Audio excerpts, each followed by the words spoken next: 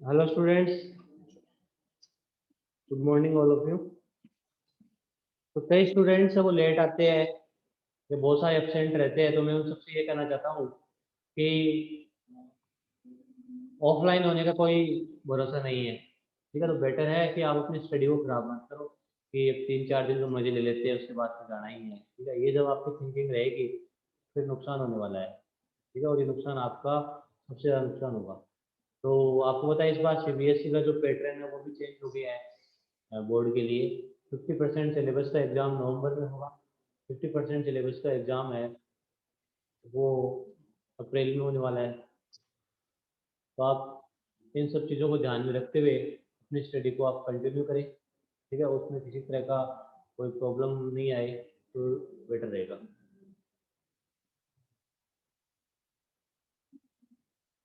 Offline का कोई भरोसा नहीं है ना, किस क्या गारंटी ऑफलाइन हो जाएगा, तो यही तो बता रहा हूँ ना।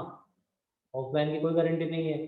जो स्टूडेंट एब्सेंट रहते हैं इधर उधर, जो अपना टाइम वेस्ट करते हैं, ठीक है, जो फैकल्टी को परेशान करते रहते हैं, उनसे मैं कहना चाहता हूँ, ठीक है, कि अपना टाइम खराब ना हो जाए। मैं आपके लिए बोल रहा हूँ, तो बेटर है कि आप क्लास को रेगुलरली ज्वाइन कीजिए। जो आपको कुछ भी पढ़ाया जा रहा है उस पर आप फोकस करें, टाइम टू टाइम बुक्स को आप पढ़ते रहे, प्रैक्टिस करते रहे, वो भी बेटर रहेगा।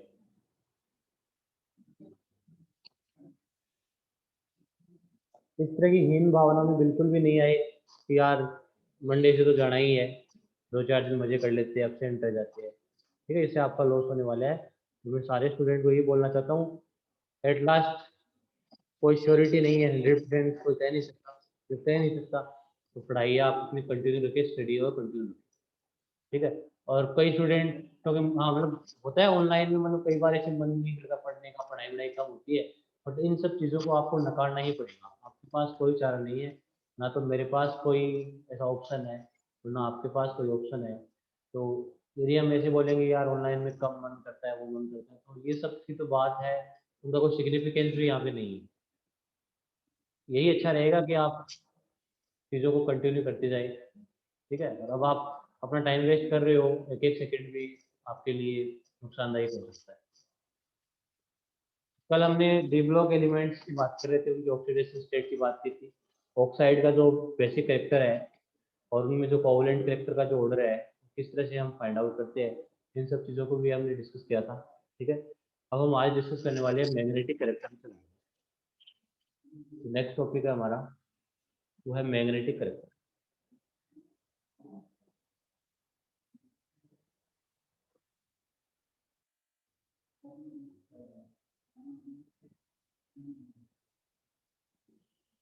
मैग्नेटिक करेक्टर का मतलब क्या होता है, जो मैग्नेट होता है उसके प्रति किसी कंपाउंड या किसी एलिमेंट का कैसा बिहेवियर है, इन सब चीज़ों को हम मैग्नेटिक करेक्टर से देखते हैं। और मैग्नेटिक करेक्टर किसी भी कंपाउंड में दो टाइप के पॉसिबल हो सकते हैं, या तो वो कंपाउंड पैरामैग्नेटिक हो सकता है,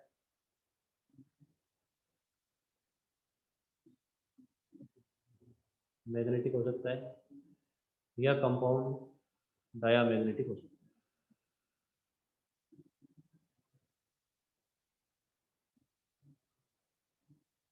पैरामैग्नेटिक जो सब्सटेंस होते हैं उसमें अनपेड इलेक्ट्रॉन क्या होते हैं, प्रेजेंट होते हैं, ठीक है। यहाँ पे क्या होगी, प्रेजेंस ऑफ अनपेड इलेक्ट्रॉन होगा, कोई ना कोई एक हो या दो हो, ऐसे ज़्यादा हो। तो यहाँ पे प्रेजेंस ऑफ अनपेड इलेक्ट्रॉन होते हैं। और ये जो पैरामैग्नेटिक सब्सटेंस होते हैं, ये मैग्नेटिक फील्ड में वीकली अट्रैक्टेड होते हैं, ठीक है। Paramagnetic substances, paramagnetic substances are weakly attracted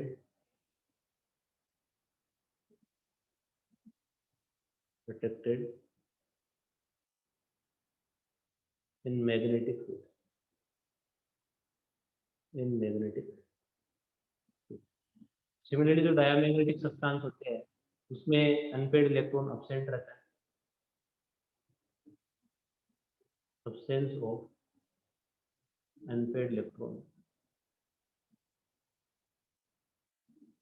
और जो डायमैग्नेटिक सब्सटेंस होते हैं वो मैग्नेटिक फील्ड में वीकली रिपेल होते हैं, ठीक है। ये क्या होते हैं, रिपेल्ड या वीकली रिपेल्ड इन magnetic field.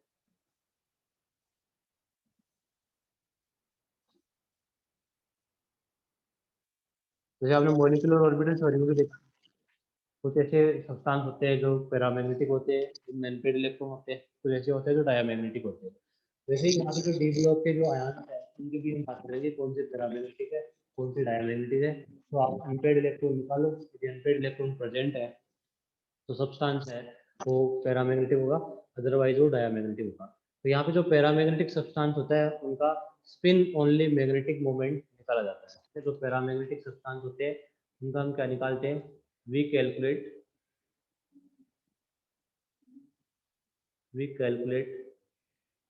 Spin only magnetic moment mu. और जो spin only magnetic moment mu की जो वैल्यू होती है वो होती है under root n into n plus two. Unit होती है इसकी बोर मैग्नेटोन। यूनिट क्या होती है, बोर मैग्नेटोन। एन यहाँ पे क्या है, अनपेड इलेक्ट्रॉन। यार जो एन है वो है अनपेड इलेक्ट्रॉन। तो यदि एन की वैल्यू जीरो नहीं है तो म्यू की वैल्यू भी क्या होगी, जीरो नहीं होगी। तो ऐसे कंपाउंड कैसे रहेंगे, पैरामैग्नेटिक रहेंगे, क्या रहेंगे, पैरामैग्नेटिक। और यदि एन की वैल्यू जीरो है ना, कोई भी अनपेड इलेक्ट्रॉन नहीं है, तो म्यू की वैल्यू भी कितनी आएगी, जीरो रहेगी। ऐसे सब्सटेंस है वो डायामैग्नेटिक, ऐसे सब्सटेंस क्या होंगे, डायामैग्नेटिक। तो मैग्नेटिक मोमेंट निकालने के हम कुछ एग्जांपल्स को देखते हैं, ठीक है। मैं यहाँ पे कोई एक एग्जांपल देता हूँ, आप सोल्व करना। Question number first. तो चीटिंग नहीं करनी है और बिल्कुल सही आंसर निकालना है, ठीक है। The magnetic the magnetic moment of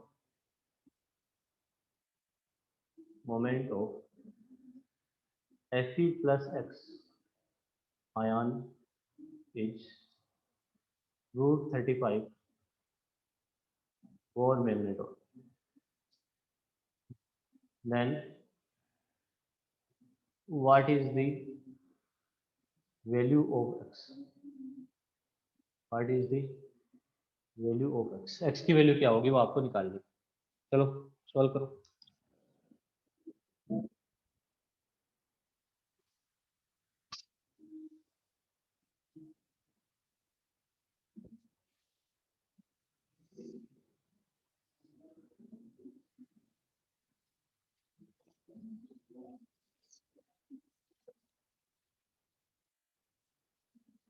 आपको X की वैल्यू निकालनी है।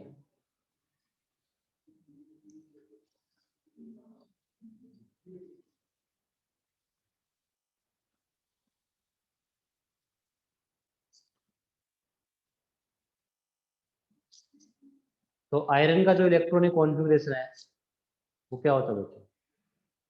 ऑर्गन 3d6 4s2 होता है, ठीक है। और आपको म्यू की वैल्यू भी गिवन है, म्यू की वैल्यू आपको √35 गिवन है। तो आपको एक्स की वैल्यू निकालनी है कि एक्स की वैल्यू क्या हो। सॉल्व करो फिर मैं बताता हूँ आपको, 1 मिनट का टाइम है आपके पास।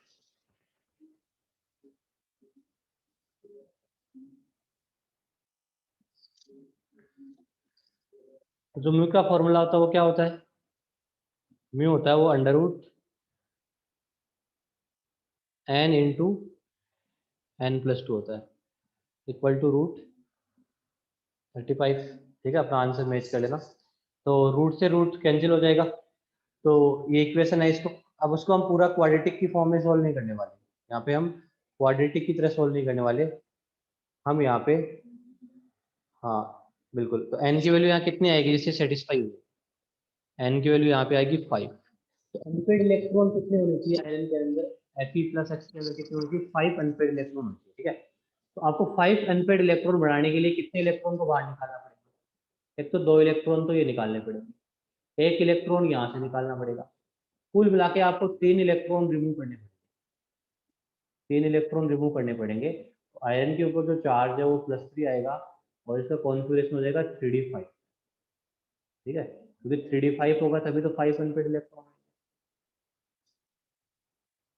जैसे डी ऑर्बिटल हमारे पास, डी ऑर्बिटल में फिर डी सबसे में 5 ऑर्बिटल होते हैं, ठीक है। तो इलेक्ट्रॉन की फिलिंग कैसे करते हैं? पहले एक एक भरते हैं, 5 ऑर्बिटल में 5 इलेक्ट्रॉन इस तरह से भरेंगे। ऑल इलेक्ट्रॉन्स क्या है? सारे के सारे क्या है यहाँ पे? अनपेड है। तो यहाँ पे n की वैल्यू कितनी होगी? 5 होगी, ठीक है। जब भी आपको इस तरह का कोई क्वेश्चन पूछा जाए तो आप देखो कि कितने इलेक्ट्रॉन बाहर करने पे अनपेड इलेक्ट्रॉन बन जाते हैं, उसके हिसाब से आपका आंसर यहाँ पे आ जाएगा। इस तरह के सिंपल टाइप के क्वेश्चन यहाँ पे आते हैं, है ना।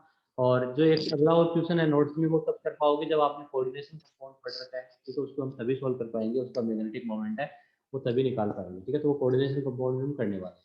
अब हम डी ब्लॉक एलिमेंट्स की जो प्रॉपर्टीज है उन्हीं को डिस्कस कर रहे हैं कि ये जो कंपाउंड होते हैं डी ब्लॉक के, मैग्नेटिक बिहेवियर रखते हैं, इनकी ऑक्सीडेशन नंबर इस तरह से वेरिएबल होती है।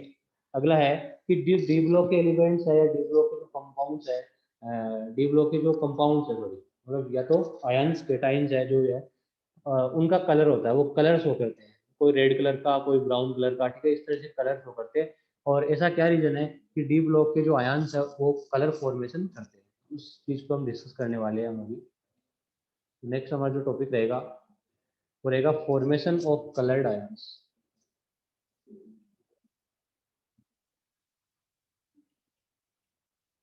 फॉर्मेशन ऑफ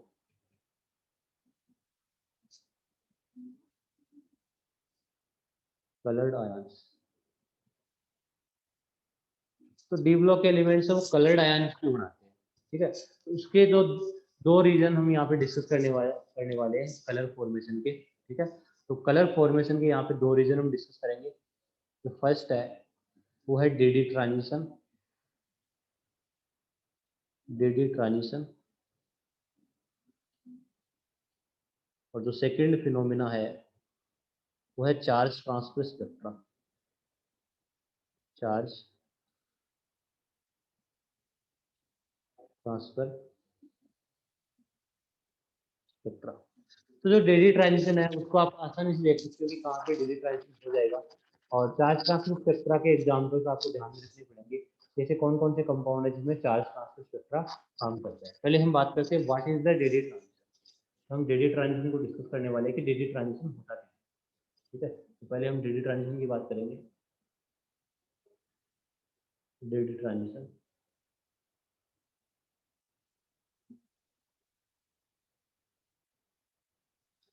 डेली ट्रांजिशन आप कोऑर्डिनेशन कंपाउंड में भी डिस्कस करोगे, ठीक है, जो चैप्टर आगे आने वाला है ना। रियल तो आप ज़्यादा अच्छे से समझो वहीं पे आएगा। ठीक है, किस तरह से डी ऑर्बिटल की स्प्लिटिंग होती है, वो ब्रेक होते हैं दो पार्ट में। ठीक है, यहाँ पे तो हम डायरेक्टली सीधा सीधा देख लेते हैं एक बार। तो डी के अंदर 5 ऑर्बिटल होते हैं, हम जानते हैं। डी सब सेल के अंदर क्या होते हैं, 5 ऑर्बिटल।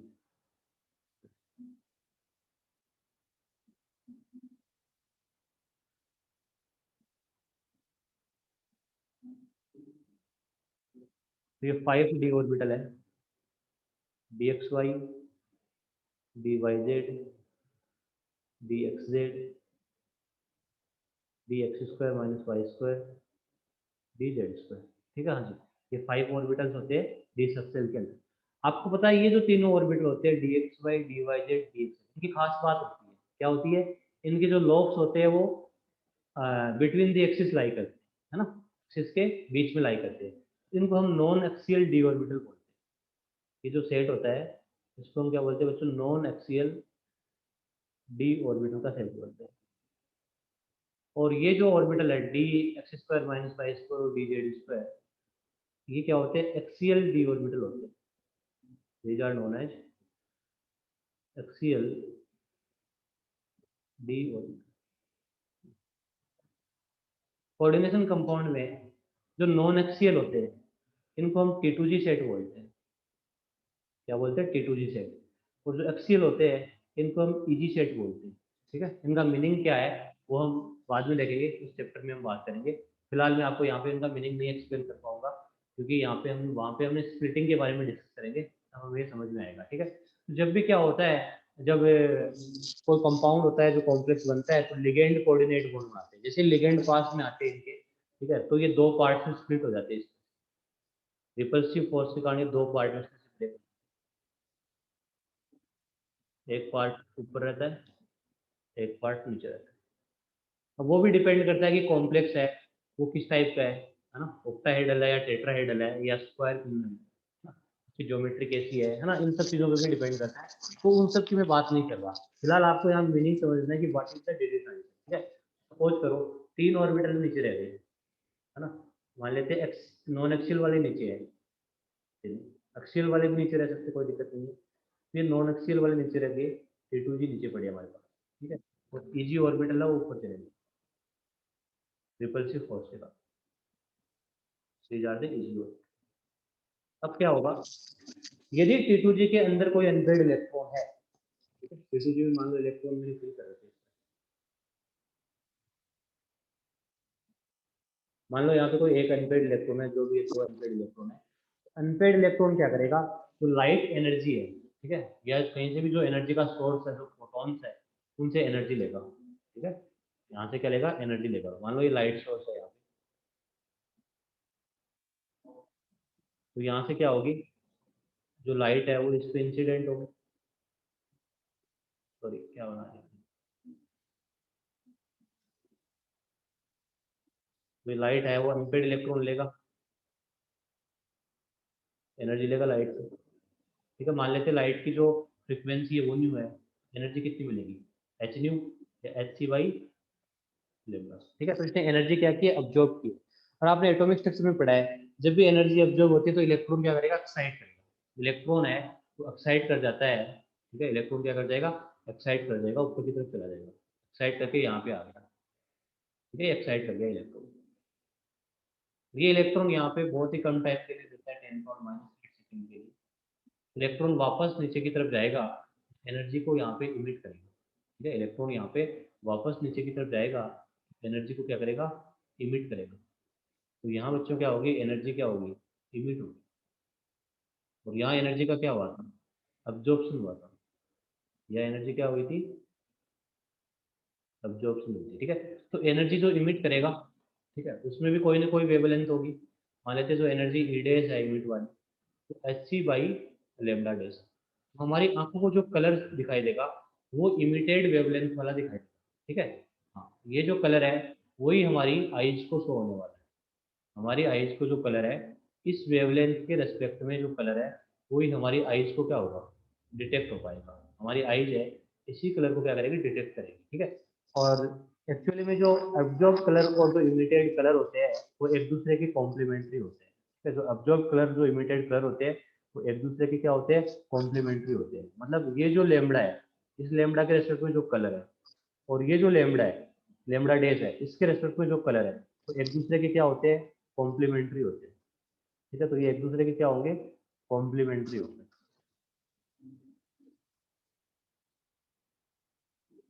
कॉम्प्लीमेंट्री होंगे। मैंने आपको कॉम्प्लीमेंट्री कलर साइकिल पढ़ाया था Sudarshan chapter S block element से बताया था, इससे पहले भी कई बार मैंने आपको बताया था, ठीक है। उसमें क्या होता है, इस तरह से बनाया जाता है।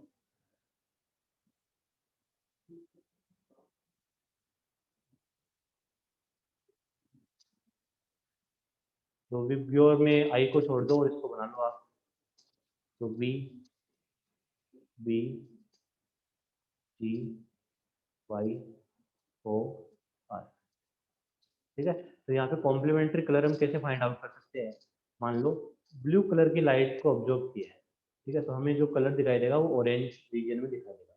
कौन से रीजन में, ऑरेंज रीजन में, ठीक है। तो इस कॉम्प्लीमेंट्री कलर साइकिल से हम ये बता सकते हैं कि जो कलर है वो कौन सा ऑब्जर्व हुआ है ना। इस हिसाब से आपको मान लो ऑब्जर्व कलर गिवन है तो आपको इमिटेड कलर आप बता सकते हो, और इमिटेड कलर गिवन है तो आप ऑब्जर्व कलर बता सकते हो, ठीक है। तो डीडी ट्रांजिशन का मतलब क्या है, what is the mean by DD transition. यदि अनपेड इलेक्ट्रॉन, यदि अनपेड इलेक्ट्रॉन एक डी सेट से, ये एक डी सेट है, ये एक डी ऑर्बिटल है का सेट है ना, T2G है ना, ये डी ऑर्बिटल है, ऊपर भी क्या है, डी ऑर्बिटल है। यदि डी ऑर्बिटल से डी ऑर्बिटल के बीच में ट्रांजिशन करता है और इस ट्रांजिशन में जो एनर्जी रिलीज होती है उस एनर्जी के हिसाब से यहाँ पे कलर शो होगा, और इस फिनोमिना को हम क्या बोलते हैं, डीडी ट्रांजिशन बोलते हैं। और ये डीडी ट्रांजिशन तभी हो पाएगा जब क्या प्रेजेंट हो, अनपेड इलेक्ट्रॉन हो, है ना। डीडी ट्रांजिशन के लिए एसेंशियल कंडीशन क्या है, what is the essential condition for DD transition, वो क्या है, presence presence of unpaired electron, unpaired electron is essential या necessary condition, necessary condition for daily transition, daily transition। तो जहाँ पे अनपेड इलेक्ट्रॉन होगा वहीं पे डेली ट्रांजिशन हो पाएगा, वहीं पे क्या होता है, डेली ट्रांजिशन हो पाता है। यदि अनपेड इलेक्ट्रॉन नहीं है तो डेली ट्रांजिशन नहीं होगा। अब अनपेड इलेक्ट्रॉन ये एसेंशियल कंडीशन क्यों है, उसका क्या रीजन है। जैसे ये इलेक्ट्रॉन है यहाँ पे, इसका स्पिन ऊपर की तरफ है ना, अब इसका ऊपर भी स्पिन क्या आएगा, सेम ही रहेगा, ऊपर की तरफ ही है बिल्कुल। बट ये इलेक्ट्रॉन जाए यहाँ से, ये वाला इलेक्ट्रॉन एक्साइट करे ना, तो इसका स्पिन चेंज हो रहा है, ठीक है। तो पेड इलेक्ट्रॉन जब भी होते हैं उनमें कोई डीडी ट्रांजिशन होने की कोई पॉसिबिलिटी नहीं होती। तो डीडी ट्रांजिशन तभी होगा जब क्या होगा, अनपेड इलेक्ट्रॉन क्या हो, प्रेजेंट हो, ठीक है। तो इस तरह से हम डीडी ट्रांजिशन से कलर के बारे में बता सकते हैं, ठीक है। एक और चीज, यदि किसी कंपाउंड के ऊपर चार्ज जितना ज्यादा पॉजिटिव होता है वहां पे जो कलर की जो इंटेंसिटी होती है वो भी क्या होती है, ज्यादा होती है। देखो एक कलर का रीजन मैं आपको केमिकल बॉन्डिंग के हिसाब से एक्सप्लेन कर सकता हूँ, वो है फजान फ्रूट, ठीक है। एक और हम फजान फ्रूट के हिसाब से बता सकते हैं कलर के बारे में, वो कैसे बता सकते हैं, फजान फ्रूट को भी देख लेना आप। फजान फ्रूट, फजान फ्रूट आप जानते हो सारे सारे बच्चे कि जो कोवलेंट करेक्टर होते हैं, जो किसी आयनिक बॉन्ड में आते हैं, कोवलेंट करेक्टर होते हैं, वो डायरेक्टली प्रोपोर्शनल होते हैं पोलराइजेशन। जो कोवलेंट इलेक्ट्रो होते हैं बच्चों, वो डायरेक्टली प्रोपोर्शनल होते हैं पोलराइजेशन के। पोलराइजेशन कब ज़्यादा होगा, जब साइज ऑफ एनाइन हो मोर, जब साइज ऑफ एनाइन क्या हो, मोर, तो साइज ऑफ कैटायन क्या हो, लेस। साइज ऑफ कैटायन क्या होना चाहिए, छोटा होना चाहिए, ठीक है। हाँ, तो यदि पोलराइजेशन बढ़ता है, यदि पोलराइजेशन बढ़ता है, यदि पोलराइजेशन बढ़ता है, इंटेंसिटी ऑफ कलर भी क्या होती है, बढ़ती इंटेंसिटी, जितनी ज़्यादा शेयरिंग होगी उतनी इंटेंसिटी ऑफ कलर है वो बढ़ती है। ऐसा कैसे? मैं आपको कुछ कंपाउंड दे रहा हूँ, जैसे AgF है, AgCl है, AgBr है, AgI है। ये जे एडवांस में भी एक बार पूछा गया था यही। AgF का जो कलर होता है वो कोई कलर नहीं होता, एक कलरलेस। AgCl का कलर होता है वो वाइट होता है। इसका कलर होता है वो लाइट येलो होता है, पेल येलो। तो AgI का जो कलर होता है वो पूरी तरह से येलो होता है। तो यहाँ पे हम देख सकते हैं केटाइन तो सब में क्या है, सेम है। केटाइन तो सब में क्या है, Ag प्लस सेम है। एनाइन की हम बात करें, ये हम एनाइन की यहाँ पे बात करें, एनाइन हमारे पास F negative, Cl negative, Br negative, I negative. जब भी हम टॉप टू बॉटम जाते हैं साइज क्या होती है, बढ़ती है। साइज क्या होती है, बढ़ती है। और साइज बढ़ने के कारण एक एनायन की यदि साइज बढ़ रही है तो पोलराइजेशन एनायन के क्या है, डायरेक्टली प्रोपोर्शनल है। ठीक है, तो पोलराइजेशन है वो बढ़ता है यहाँ पे साइज बढ़ने से। तो पोलराइजेशन जो पावर है बढ़ती है, तो पोलराइजेशन पावर से यहाँ कलर की जो इंटेंसिटी वो बढ़ने लगती है। कलरलेस से वाइट, वाइट से लाइट येलो, लाइट येलो से yellow। ठीक है, तो पोलराइजेशन से भी हम कलर की फिनोमिना को एक्सप्लेन करते हैं कि जितना ज़्यादा पोलराइजेशन होगा इलेक्ट्रॉन की, जितनी ज़्यादा पास शेयरिंग होगी, ठीक है, कलर की इंटेंसिटी उतनी ज़्यादा बढ़ती है। तो जिसमें ऑक्सीडेशन मतलब यहाँ तो चार्ज है, यहाँ पे सबका चार्ज इक्वल है, कोई दिक्कत नहीं है ना। यदि केटाइन की हम बात करें, मान लो कोई केटाइन आ जाए, 2-3 केटाइन, जिस केटाइन पे जितना ज़्यादा पॉजिटिव चार्ज रहेगा उसकी पोलराइजिंग पावर है वो उतनी क्या होती है, ज़्यादा होती है। और वहाँ पे कलर की इंटेंसिटी भी क्या होती है, मोर होती है। वहाँ पे कलर की इंटेंसिटी होती है वो भी क्या होती है, ज़्यादा होती है। ठीक है, तो इस तरह से कई बार क्वेश्चन पूछा जा सकता है जिसका आप आंसर पोलराइजेशन से करोगे। ठीक है, तो डेडी ट्रांजिशन के जो एसेंशियल कंडीशन है वो अनपेड इलेक्ट्रॉन होना जरूरी है। जैसे कई बार एग्जाम में क्वेश्चन इस तरह से पूछ लिए जाते हैं, छोटे छोटे क्वेश्चन। ठीक है, कई बार हम इसमें कंफ्यूज हो जाते हैं करे कैसे। ठीक है, ये क्वेश्चन दे दिया छोटा सा, which of the following compounds are coloured. इसमें आपको कलर्ड कंपाउंड है वो बताते हैं। कलर्ड कौन से आयन से वो कलर्ड। मैंने आपको दे दिया टाइटेनियम+3, मैंने दे दिया आपको Fe+3, मैंने दे दिया आपको Mn+2, Zn+2, कॉपर+1, क्रोमियम+6। ठीक है, ये सारे कंपाउंड दिए हुए, आपको कलर्ड पहचानना है तो आप बस अनपेड इलेक्ट्रॉन निकाल लो। ठीक है, टाइटेनियम+3 का कॉन्फ़िगरेशन रहेगा 3D1, तो यहाँ पे एक अनपेड इलेक्ट्रॉन रहेगा। Fe+3 का रहेगा 3D5, यहाँ पे 5 अनपेड इलेक्ट्रॉन रहेंगे। Mn+2 का भी 3D5 रहेगा, यहाँ पे 5 अनपेड इलेक्ट्रॉन रहेंगे। यहाँ पे 3D10 है, यहाँ पे कोई अनपेड इलेक्ट्रॉन नहीं है तो इसका कोई कलर नहीं होगा। कॉपर+1 भी 3D10 होगा, कोई अनपेड इलेक्ट्रॉन नहीं है, कोई कलर नहीं होगा। तो Cr+6 3D0, यहाँ पे भी कोई अनपेड इलेक्ट्रॉन नहीं है तो कोई कलर नहीं होगा। ठीक है, तो Zn+2 के जो मोस्ट ऑफ द कंपाउंड होते हैं जिनके, वो कलरलेस होते हैं। और इनका जो रीजन होता है, क्योंकि वहाँ पे अनपेड इलेक्ट्रॉन होता नहीं है, इसलिए डेडी ट्रांजिशन जो फिनोमिना है वो हो नहीं पाती है। तो यहाँ पे डेडी ट्रांजिशन फिनोमिना है वो होगी नहीं। ठीक है, इस तरह से क्लियर है।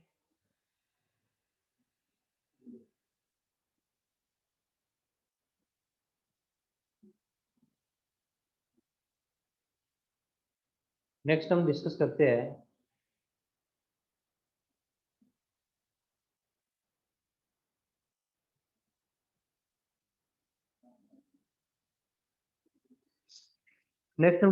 Charge transfer spectra.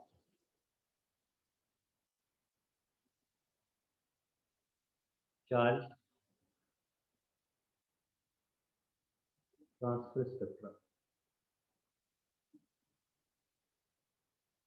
कुछ ऐसे कंपाउंड्स हैं जिनमें कोई अनपेड इलेक्ट्रॉन, ठीक है, मतलब कोई इलेक्ट्रॉन ही नहीं है इनपे, फिर भी वो कलर्ड होते हैं। ठीक है, तो वहाँ पे जो फिनोमिना होती है वो कलर की, वो चार्ज ट्रांसफर स्पेक्ट्रा होती है। ठीक है, तो उसमें क्या है, in some compounds, compound the central metal atom, metal atom doesn't have any unpaired electron unpaired electron, but they still show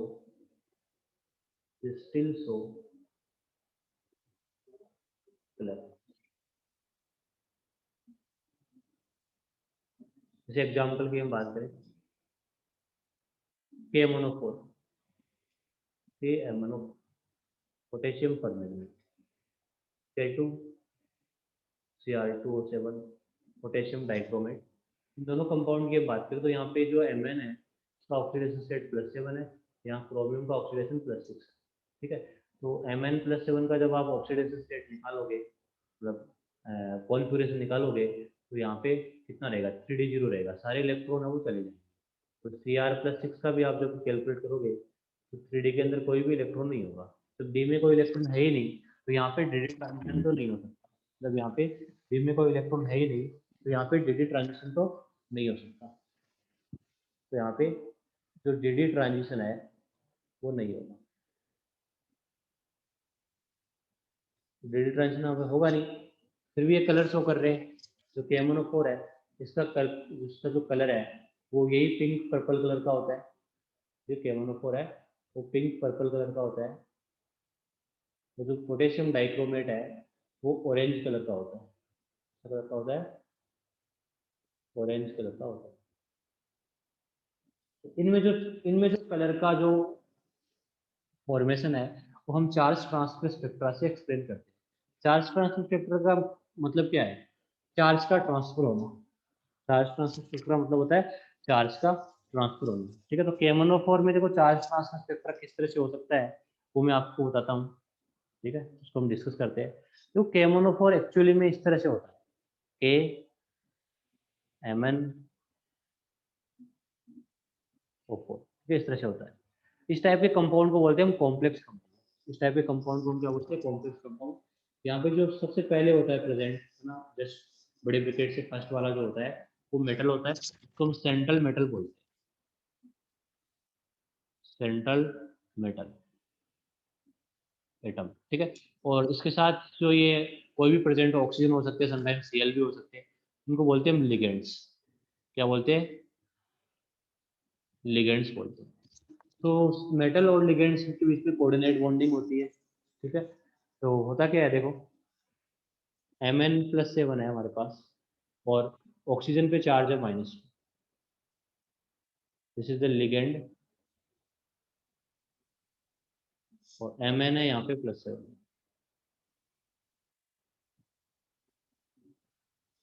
तो यहाँ पे जो लिगेंड है उससे चार्ज ट्रांसफर होता है Mn+7 में। ठीक है, मोमेंटरीली ट्रांसफर होता है, ऐसा नहीं कि परमानेंटली चला जाता है। मोस्ट ऑफ द ऐसे कंपाउंड है जहाँ पे मोमेंटरी होता है, कहीं पे परमानेंट भी जाता है। जो ब्राउन रिंग कॉम्प्लेक्स में परमानेंटली चार्ज आता है लिगेंड से मेटल को। ठीक है, तो यहाँ पे जो इलेक्ट्रॉन्स है वो परमानेंटली ट्रांसफर होते हैं, परमानेंटली सॉरी मोमेंटरीली। तो यहाँ से एक इलेक्ट्रॉन है वो क्या होगा बच्चों, मोमेंटरीली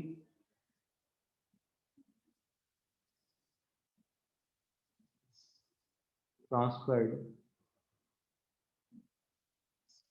टू मेटल। वो मेटल को मोमेंटरीली मिल जाएगा, थोड़ी देर के लिए इलेक्ट्रॉन मिलेगा, वापस इलेक्ट्रॉन है वो वही O2 माइनस यहाँ पे गेन कर लेगा, ये इलेक्ट्रॉन वापस इधर चला जाएगा। इलेक्ट्रॉन जब वापस जाता है तो कुछ ना कुछ एनर्जी यहाँ पे इमिट करता है। ठीक है, हाँ, उस एनर्जी के हिसाब से, उस वेवलेंथ के हिसाब से आपको यहाँ पे कलर है वो शो होता है। तो यहाँ पे जो इलेक्ट्रॉन का जो ट्रांसफर है या जो चार्ज का ट्रांसफर है, KMnO4 में जो चार्ज का ट्रांसफर है वो लिगेंड से मेटल की तरफ हो रहा है। लिगेंड किस तरह से हो रहा है, मेटल की तरफ हो रहा है। ठीक है, इसको हम ligand to metal charge transfer spectra बोलते हैं। इस फिनोमेना को बोलते हैं हम ligand to metal charge transfer spectra. Metal to ligand भी हो सकता है, कई ऐसे कंपाउंड है जहाँ से जो चार्ज है वो मेटल से लिगेंड होता है। ठीक है, बट KMnO4 में जो चार्ज ट्रांसफर स्पेक्ट्रा होते हैं वो लिगेंड टू मेटल की तरफ होते हैं, और O2 नेगेटिव से एक इलेक्ट्रॉन है वो मोमेंटरीली Mn+7 की तरफ जाता है, जिससे एनर्जी जो रिलीज होने के कारण यहाँ पे आपको इमिटेड रेडिएशन का जो कलर है वो यहाँ पे शो होता है। ठीक है, वैसे हम ब्राउन रिंग कॉम्प्लेक्स के बारे में देखो, आपने पी ब्लॉक में आपको पढ़ाया था, ब्राउन रिंग कॉम्प्लेक्स याद है तो,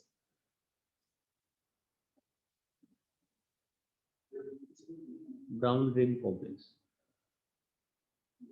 ब्राउन रिंग कॉम्प्लेक्स का फॉर्मूला क्या होता है, Fe H2O 5 NO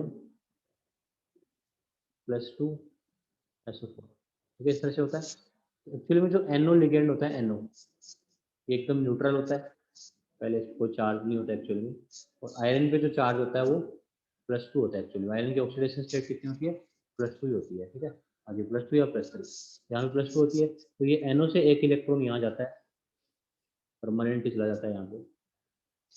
तो NO पे तो चार्ज आता है +1, Fe पे जो चार्ज है इलेक्ट्रॉन गेन करने के बाद क्या होता है? +1 होता है।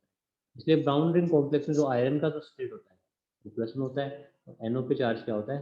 +1 होता है। ठीक है, ये इंपॉर्टेंट है। यहाँ पे भी क्या होता है? Ligand to metal charge transfer spectra. यहाँ पे भी क्या होता है? Ligand to metal charge transfer spectra होता है। एक और कंपाउंड आपको मिल जाएगा, एनसीईआरटी मिल जाएगा, दैट इज द प्रेशियन ब्लू। ठीक है, एक और कंपाउंड होता है प्रेशियन ब्लू।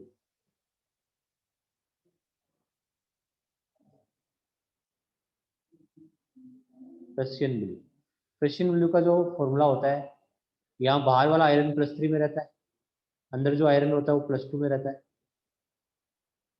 और Cn⁻6 फॉर्मूला खुद बना लोगे आप। ठीक है, तो यहाँ Cn पे चार्ज होता है -1, एक पे कितना चार्ज आएगा? -6 +2 -4, यहाँ पे चार्ज आएगा -4।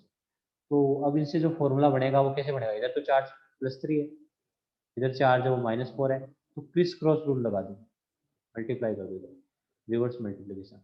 प्रेशियन ब्लू का फॉर्मूला Fe4 Fe साइज होता है। ठीक है, तो यहाँ पे भी चार्ज ट्रांसफर स्पेक्ट्रा होता है। खैर, कुछ एग्जांपल्स आपको यहाँ पे ध्यान रखने पड़ते हैं जो मैंने आपको बताया है, तो एग्जांपल आप चार्ज ट्रांसफर स्पेक्ट्रा में ध्यान रखो। इसके अलावा जहाँ पे अनपेड इलेक्ट्रॉन है वहाँ पे डी डी ट्रांजिशन फिनोमिना काम करती है। ठीक है, तो ये डी ब्लॉक के जो आयंस है, डी ब्लॉक मेटल्स के जो आयंस होते हैं वो कलर बनाते हैं। एस ब्लॉक में देखा था आपने, जब एल्कली मेटल को हमने एक लिक्विड अमोनिया के सॉल्यूशन में डाला था, तो वहाँ पे जो कलर होता है वो सॉल्वेटेड अमोनिएटेड इलेक्ट्रॉन से कारण होता है ना। तो उसमें भी अनपेड इलेक्ट्रॉन रहते हैं जो लाइट से एनर्जी लेते हैं, वहाँ पे हम सॉल्वेटेड अमोनिएटेड रीजन बताते हैं। ठीक है, एक आप सॉलिड स्टेट चैप्टर पढ़ोगे, वहाँ पे एक कंपाउंड होता है जेडनो, उसका जो कलर होता है वो एफ सेंटर के कारण होता है।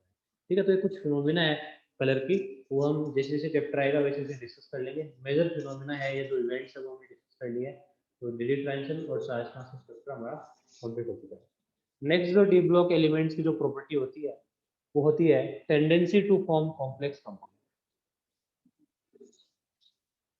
नेक्स्ट जो प्रॉपर्टी होती है वो होती है टेंडेंसी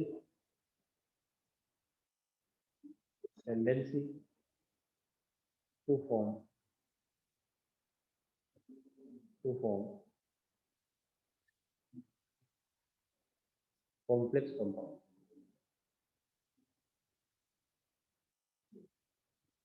कॉम्प्लेक्स कंपाउंड बेसिकली इस टाइप के कंपाउंड होते हैं जैसे मैंने लिखा K4 FeCN का होल 6। ठीक है, these are known the complex compound बोलते हैं, और ये इनको हम कोऑर्डिनेशन कंपाउंड बोलते हैं। पूरा हमारा चैप्टर है इनके ऊपर। तो बेसिकली ये जो कंपाउंड बनाते हैं वो मोस्टली डी ब्लॉक के मिलकर बनाते हैं, जैसे 100% तो नहीं है, बट जनरली डी ब्लॉक के एलिमेंट्स है वो इस टाइप के कंपाउंड बनाते हैं। तो इसका रीजन क्या होता है कि कॉम्प्लेक्स बनाने की जो टेंडेंसी ज़्यादा क्यों रहती है? पहले तो इसको देख लो आप, यहाँ पे जो Fe होता है तो वो तो होता है सेंट्रल मेटल एटम। ठीक है, इसको बोलते हैं सेंट्रल मेटल एटम, ये मेटल होता है। और जो Cn है यहाँ पे 6, वो यहाँ पे लिगेंड्स होते हैं, क्या होते हैं? लिगेंड्स। लिगेंड क्या करते हैं? मेटल के साथ कोऑर्डिनेट बॉन्ड बनाते हैं। लिगेंड क्या बनाते हैं? कोऑर्डिनेट बॉन्ड बनाते हैं। ठीक है, और जैसे मैं इसकी स्ट्रक्चर बनाऊंगा ना, तो यहाँ पे आयरन का जो ऑक्सीडेशन स्टेट रहेगा +2 रहेगा। ठीक है, तो यहाँ पे लिगेंड इस तरह से देखो कोऑर्डिनेट बॉन्ड बनाएंगे कि Fe+2 आयन यहाँ पे मैंने बना लिया, Fe+2 6 Cn यहाँ पे कोऑर्डिनेट बॉन्ड बनाएगा।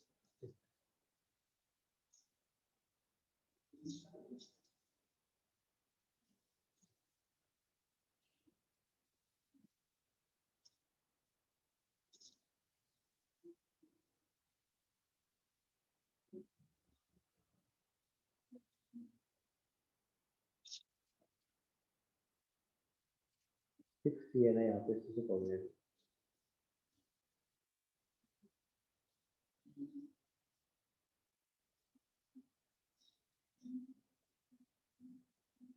ठीक है, इस तरह से कोऑर्डिनेट बॉन्ड बनाते हैं। कोऑर्डिनेट बॉन्ड बनाने की टेंडेंसी कब ज्यादा होगी? ये जो कोऑर्डिनेट बॉन्ड बन रहे हैं यहाँ पे मेटल के साथ, तो मेटल के पास यदि न्यूक्लियर चार्ज जितना ज्यादा होगा, इसके ऊपर पॉजिटिव चार्ज की जो डेंसिटी है मेटल के पास, वो जितनी ज्यादा होगी तभी तो ये लिगेंड्स को अट्रैक्ट करेगा। क्योंकि लिगेंड्स क्या है, उनके पास क्या लोन पेयर है। लोन पेयर क्या है, एक तरह से नेगेटिव चार्ज इलेक्ट्रॉन है। तो इलेक्ट्रॉन है वो कोऑर्डिनेट बॉन्ड बनाने की टेंडेंसी कब ज्यादा होगी? जब इसके ऊपर न्यूक्लियर चार्ज की वैल्यू क्या हो, ज्यादा हो। न्यूक्लियर चार्ज की वैल्यू ज्यादा कब होगी? जब छोटा साइज हो इसका। साइज जितना छोटा रहेगा उतना ही उस पर पॉजिटिव चार्ज की डेंसिटी ज्यादा रहेगी, उसकी तरफ लिगेंड्स है वो टाइटली अट्रैक्टेड होने चाहिए। एक तो ये रीजन। उसके बाद कोई खाली ऑर्बिटल भी तो होना चाहिए। अगर वैकेंट ऑर्बिटल ही नहीं है तो बॉन्ड कैसे बनेंगे, है ना। कोई भी बॉन्ड बनाने के लिए क्या चाहिए, कोई कोई कोई खाली ऑर्बिटल तो चाहिए। तो मेटल के पास क्या होना चाहिए, वैकेंट ऑर्बिटल भी होना चाहिए। ठीक है। तो डी ब्लॉक की मेटल है, ये इन दोनों कंडीशन को फॉलो करती है। डी ब्लॉक की मेटल का न्यूक्लियर चार्ज तो होता है हाई, तो उनका साइज होता है छोटा, जिससे लिगेंड्स है वो मेटल की तरफ अट्रैक्टेड होते हैं, है ना। और डी ब्लॉक की मेटल के पास वैकेंट डी ऑर्बिटल और पी और एस ऑर्बिटल भी प्रेजेंट होते हैं। ठीक है, इन सब चीजों के कारण डी ब्लॉक के एलिमेंट्स है वो कॉम्प्लेक्स बनाने की टेंडेंसी रखते हैं। तो कॉम्प्लेक्स बनाने की टेंडेंसी है वो क्यों ज्यादा होती है, उसका आप क्या रीजन लिखोगे? एक तो लिखोगे आप बियर small size means high z effective, high z effective nuclear charge. दूसरा क्या रीजन लिखेंगे हम, इनके पास वैकेंट ऑर्बिटल की क्या होती है, अवेलेबिलिटी होती है। ठीक है, प्रेजेंस ऑफ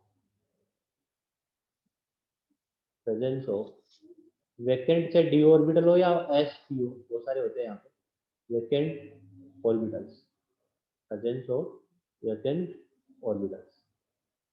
ठीक है, इस तरह से। तो ये दो रीजन हम यहाँ पे दे पाएंगे, tendency to form complex compound. तो साइज स्मॉल है तो आयनाइजेशन एनर्जी तो वैसे ही हाई हो जाएगी, तो वो तो कोई सॉलिड कोई रीजन नहीं है।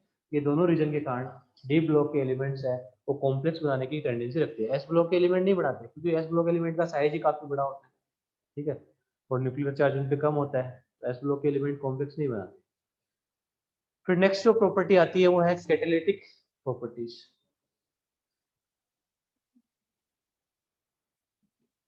Catalytic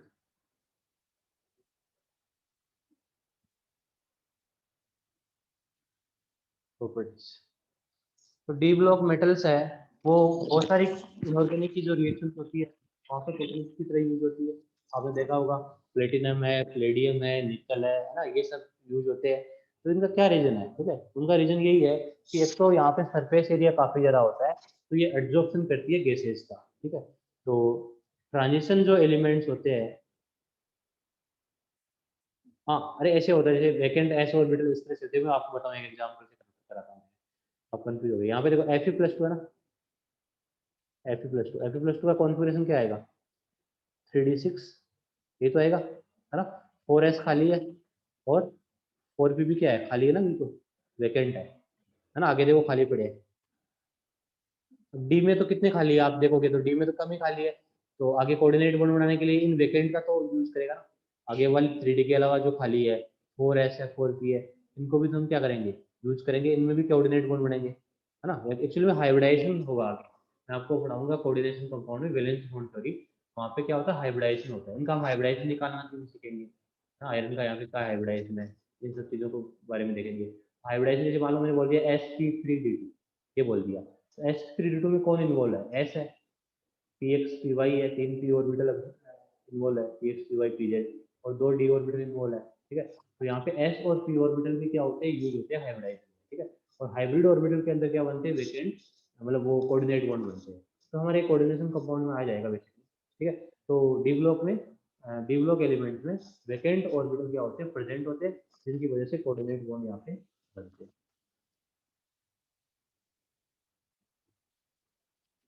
catalytic properties, transition elements है वो कैटालिटिक, मतलब जो एलिमेंट की तरह यूज होते हैं, बहुत सारे रिएक्शन में यूज होते हैं। जैसे मैं एक रिएक्शन करवाऊँ, वेजिटेबल ऑयल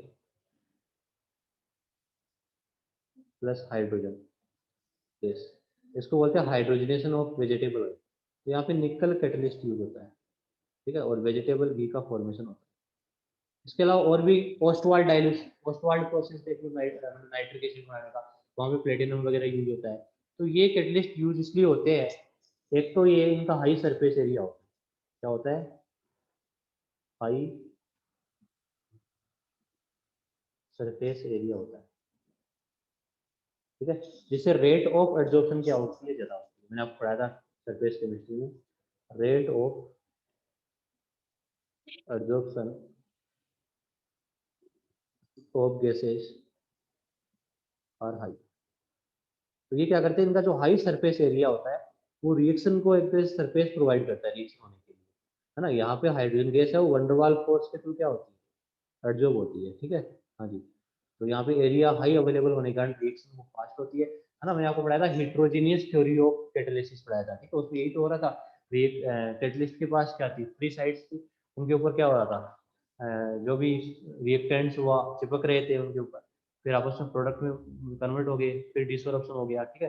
तो यहाँ पे कुछ ऐसी रिएक्शन है जहाँ पे गैसेज है, वहाँ पे एड्जॉर्प्शन होगा गैसेज का मेटल की सरफेस से, इसीलिए मोस्ट ऑफ दी जैसे ये प्लेटिनम है, प्लेडियम है, ठीक है, निकल है ना, और भी कई है, कॉपर है ना, मोस्टली कई बार जिंक भी यूज होता है ये रिएक्शन में, ठीक है। तो ये सारे कैटलिस्ट की तरह यूज होते हैं, है ना। इनका हाई सरफेस एरिया होने का यहाँ पे रेट ऑफ एब्जॉर्प्शन क्या होती है, ज़्यादा होती है। एक तो ये रीजन होता है।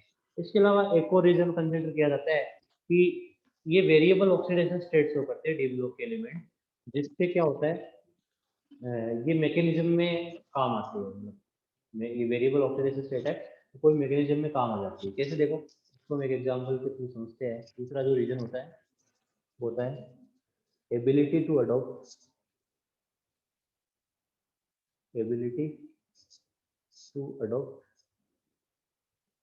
Multiple oxidation state, multiple oxidation state. कैसे, जैसे एक रिएक्शन है, अब ये रटना नहीं है आपको, समझते जाओ और भूलते जाओ। मैंने आई नेगेटिव की रिएक्शन H2O2 नेगेटिव के साथ कराया, तो यहाँ पे जो कैटलिस्ट है वो Fe+3 आयन, Fe+3 आयन, और I2 रिलीज होगी यहाँ पे, और SO4 को नेगेटिव बना। तो ये रिएक्शन हो रही है, यहाँ पे कैटलिस्ट है, इसे तो कैटलिस्ट। तो रिएक्शन की किस तरह से होती है, यहाँ पे किस तरह से रिएक्शन वो प्रोसीड होती है, ठीक है, उसको हम यहाँ पे लिखते हैं। पहले क्या होता है, 2I नेगेटिव के साथ रिएक्शन करता है Fe+3, तो ये ऑक्सीडेशन कर सकता है, आयरन की हाईएस्ट ऑक्सीडेशन स्टेट है, आयरन तो चला जाएगा Fe+2 में, तो रिड्यूस हो जाएगा, आई नेगेटिव को भेज देगा I2 में, तो ये बन गया है। अब ये बना हुआ Fe+2 है, ये इसके साथ कंबाइन हो जाता है अगले रिएक्टेंट के साथ, H2A2 नेगेटिव के साथ, खुद का कर लेगा ऑक्सीडेशन, Fe+2 में चला जाएगा और इसको रिड्यूस कर देगा इसमें। बेसिकली अपना जो आयरन है वो यहाँ पे +3 भी शो कर रहा है, यहाँ पे +2 भी शो कर रहा है। अल्टीमेटली जो कैटलिस्ट है वो अनचेंज है, देखो अल्टीमेटली क्या है, पहले जैसा था अभी वैसा ही है। तो एट लास्ट इसके कंपोजिशन वगैरह है, इसके ऑक्सीडेशन नंबर में कोई इफेक्ट नहीं पड़ने वाला। तो डी ब्लॉक के एलिमेंट्स है तो मल्टीपल ऑक्सीडेशन स्टेट शो करने के कारण कई रिएक्शन में मैकेनिज्म में रिएक्शन को प्रोसीड करते हैं इस तरह से। तो ये दो रीजन आप जब भी एग्जाम में आए इस चीज को कंसिडर करो, बाकी इसमें और कुछ है नहीं। तो कैटालिटिक प्रॉपर्टी के बाद जो नेक्स्ट प्रॉपर्टी आती है उनकी, वो आती है formation of interstitial compound. Third आती है formation of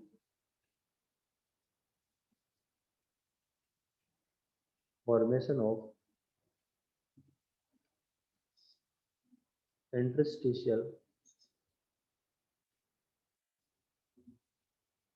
compound. Interstitial compound होते क्या है, जो डी ब्लॉक के एटम है, कोई भी मेटल ले लो, उसमें एटम्स इस तरह से अरेंज होंगे, जस्ट क्लोज क्लोज, और एक लेटिस बनाएंगे,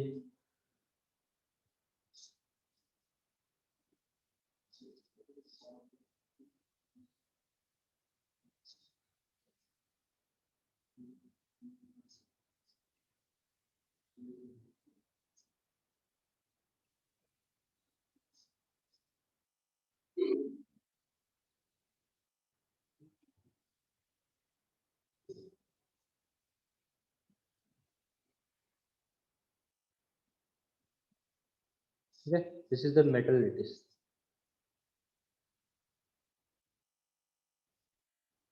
मेटल लेटिस, तो यहाँ पे जो ये फ्री स्पेस अवेलेबल होता है, देख सकते हो ये वाला, ये जो स्पेस आपको दिख रहा है, इस स्पेस को बोलते हैं इंटरस्टिशियल स्पेस। तो आपको फ्री स्पेस दिख रहा है, इसको हम क्या बोलते हैं, this is the interstitial space या वॉइड स्पेस। वॉइड स्पेस, तो इस वॉइड स्पेस में क्या होगा, कुछ छोटे एटम्स, कुछ कुछ small small atom, like small atom like hydrogen है, कार्बन है, नाइट्रोजन है, ये क्या हो जाते हैं, ट्रेप हो जाते हैं। बोरॉन भी समटाइम, ये क्या हो जाते हैं, ट्रेप हो जाएंगे। ठीक है, ये इस वॉइड स्पेस में क्या होते हैं, ट्रेप हो जाते हैं इनको। जैसे यहाँ पे हाइड्रोजन ट्रेप हो गया,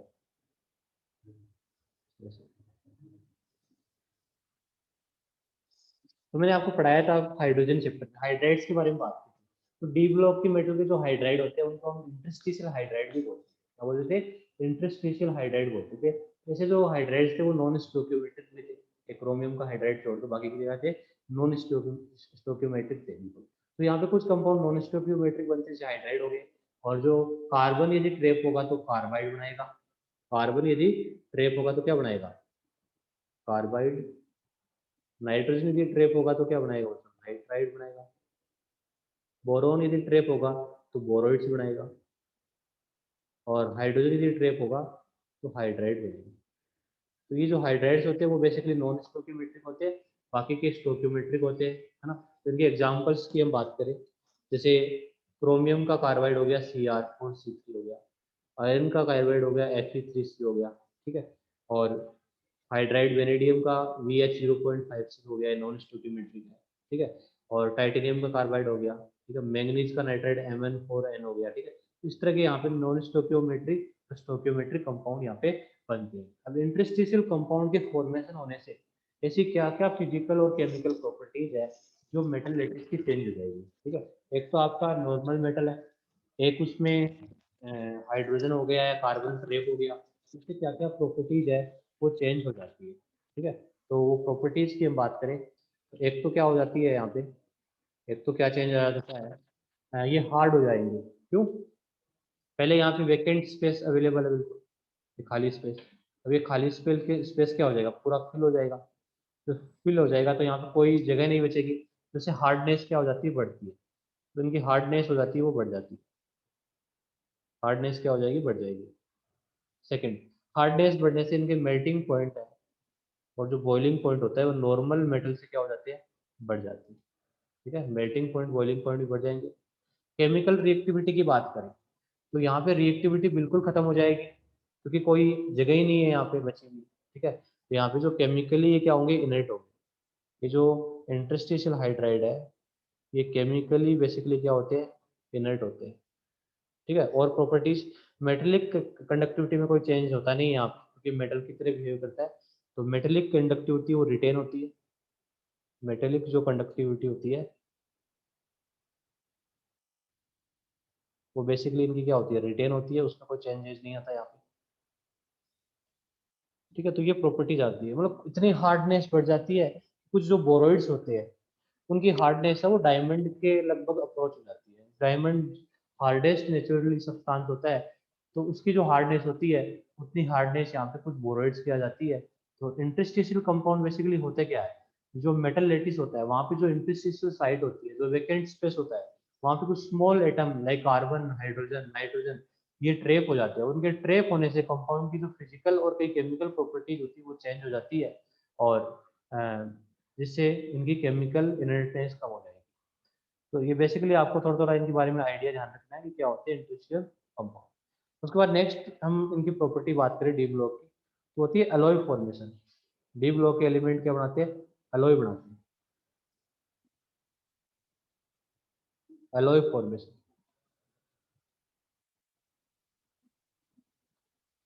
एलॉय क्या होता है, मिक्सचर ऑफ टू मेटल। तो आपने जो भी एलॉय देखी होगी, जैसे हमने मेटलर्जी में बात कर रहे थे, जो ब्रास है उसमें कॉपर प्लस जिंक होता है। ये बेसिकली ट्रांजिशन एलिमेंट है या तो मोस्टली एलॉय बनाती है। एलॉय में होगा क्या, जैसे कोई भी एलॉय बना हुआ, ठीक है, कोई भी एलॉय बनेगी तो उसमें 2 टाइप के या 3 टाइप के एलिमेंट्स होंगे। यदि दोनों मेटल की साइज लगभग सेम है तो लेटिस स्ट्रॉन्ग बनेगा। जैसे ये कॉपर के पार्टिकल रख रहा हूँ मैं, तो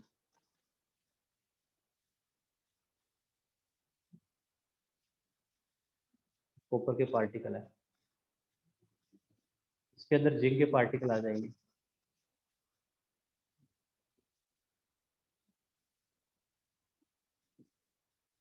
ये इस तरह से जो भी है, तो ये सिमिलर साइज होने के कारण, अप्रोक्सीमेट सिमिलर साइज होने के कारण यहाँ पे जो लेटिस है वो स्ट्रॉन्ग बनेगा, पैकिंग अच्छे से होगी, ठीक है। और ये प्रॉपर्टी जो थी वो डी ब्लॉक एलिमेंट्स में होती है। तो अप्रोक्सीमेट सिमिलर साइज होने के कारण, due to approximate similar size of D block metal, D block metal they form alloy. मतलब ऐसा नहीं है साइज बिल्कुल सेम होगी, बट ज़्यादा डिफरेंस नहीं होगा। एक एस ब्लॉक की मेटल की हम बात करो, उनकी साइज में काफ़ी ज़्यादा डिफरेंस रहता है, तो बी ब्लॉक की जो मेटल्स है उनकी साइज में ज़्यादा डिफरेंस होता नहीं है, तो ये एलॉय फॉर्मेशन करती है। तो ये ब्रास है, ब्रॉन्ज की हम बात करें, ब्रॉन्ज एलॉय है, उसमें कौन आता है, कॉपर प्लस एसएन आता है, ठीक है। तो बहुत सारी एलॉय हमने मेटलर्जी में डिस्कस की थी, ठीक है। तो ये हमारी जो properties of D block elements है वो कंप्लीट है। कल हम कुछ important compound of transition element को डिस्कस करेंगे, ठीक है, जिसमें हम KMnO4 की बात करेंगे, पोटेशियम डाइक्रोमेट की बात करेंगे, ठीक है। तो ये हम कल करेंगे। तो आज आप जितना ये पढ़ाया गया उतना सारा पढ़ लो, है ना। एफ ब्लॉक बोरिंग आने वाला है, एफ ब्लॉक थोड़ा सा बोरिंग है चैप्टर, ठीक है। और इसकी प्रैक्टिस करो तो आप प्रीवियस ईयर के जेईई मेंस से क्वेश्चन करो। वीके जायसवाल में क्वेश्चन आउट ऑफ सिलेबस बहुत सारे हैं, उसको आप सॉल्व मत करो, मेरे हिसाब से बेटर रहेगा, ठीक है। और एंड प्रीवियस ईयर की जो भी है जेईई मेंस की है, या तो एमटीजी नीट वाले एमटीजी है मॉड्यूल है, वो सॉल्व कर लो, ठीक है। हाँ। और डी ब्लॉक जब कंप्लीट हो जाता है हमारा, हम नया चैप्टर है वो कोऑर्डिनेशन कंपाउंड साइज बचता है ना। कोऑर्डिनेशन ही बचता है ना इनऑर्गेनिक का। कोऑर्डिनेशन कंपाउंड को हम स्टार्ट करेंगे, ठीक है, उसको हम कंप्लीट करेंगे। फिर हम फिजिकल केमिस्ट्री पे रिटेन करेंगे, तो फिजिकल की जो भी चैप्टर है सब हम पढ़ने वाले हैं। और हो सके तो एक्स्ट्रा क्लासेज की भी हम देखेंगे। मान लो लॉकडाउन नहीं खुला, देखते फिर क्लास वगैरह भी एक एक्स्ट्रा और सचिन सर की और क्लास हो जाए, मान लो ऑर्गेनिक क्लास, तो उधर से आपको ऑर्गेनिक केमिस्ट्री करवाते हो, ये क्योंकि मैं मेरे को मेरी भी तो क्लास जरा मैं एक्स्ट्रा ले नहीं सकता अभी। वही तो मेरी अभी 6 क्लास हो रही है, सुबह से बैठा हूँ मैं यहाँ पे, +1 +2 सरों की हो रही है, ठीक है। वो तो कहीं गए हुए हैं, तो इतनी सारी क्लासेज है, अभी तो कोई एक्स्ट्रा क्लास का कोई आइडिया ही नहीं है। ऑफलाइन हो जाए तो बेटर है, अदरवाइज ऑनलाइन में सिलेबस है वो आपका सिलेबस हो जाए नवंबर तक तो सही रहेगा, ठीक है। सारा अच्छे से फाइनल है, नवंबर में हो जाए। इससे पहले तो मुश्किल है होना, क्योंकि ऑर्गेनिक भी पूरी पड़ी है। फिर रिवीजन के लिए आपको टाइम मिल जाए, दिसंबर है, जनवरी है, ठीक है, फरवरी है, 3 महीने नॉन मेडिकल के बच्चों को। नीट का एग्ज़ाम बहुत लेट होने वाला है अगली बार भी, ठीक है, अगस्त में ही होने वाला है, तो आपके पास काफ़ी टाइम बचा रहेगा,